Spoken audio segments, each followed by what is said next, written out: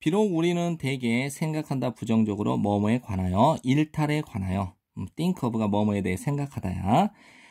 일탈은 실제적으로 판명될 수 있다, 기능을 하는 것으로 사회에서. 어떠한 적개심, 일탈 행위자에 대한 어떠한 적개심이 촉진시켜줘. 행동상의 수능을, 어떤 사회적인 기대감에.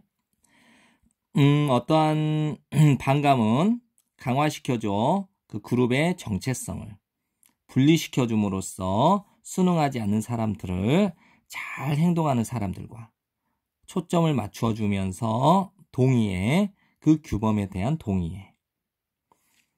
우리는 친숙할지도 모르겠어. 이 문구에 예외가 만든다 규칙을. 이 문구는 좀 외웠으면 좋겠어. 여기에 설명을 해놨으니까 부연 설명 참고 잘 보도록 하고. 일탈 행위는 보여줘 우리에게 경계선을, 즉 선을 보여줘.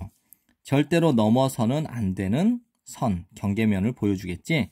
강조하면서 규범의 중요성 뿐만 아니라 그 규범에 상대적으로 허용되는 영역, 행동에 대한 영역을 강조함으로써, 예를 들어서 만일 규칙이 있다면 어떤 규칙이냐면 음식은 허용되지 않아, 교실에서. 이런 규칙이 있다고 보자. 근데 어떤 사람이 있어. 캔디바나 그다음에 어떤 감자칩의 봉지를 가지고 있는 사람은 훈계를 받지 않을 수도 있겠지. 선생님에 의해서.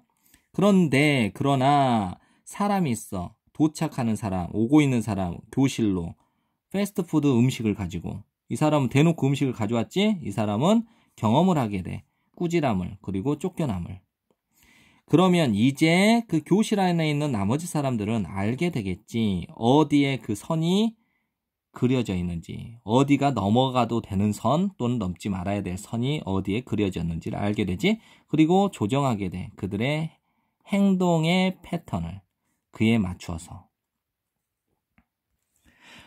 여러분, 일탈의 이제 긍정적 기능에 대해서 정리를 해놨으니까 여러분들이 이 글을 여러 번 읽으면서 정리를 꼭 해야 될 거야. 그래서 이 일탈 행동이 넘어도 되는 경계면과 넘지 말아야 될 경계선을 보여줌으로써 어떤 긍정적인 역할을 하고 있다는 것을 보여주는 거야.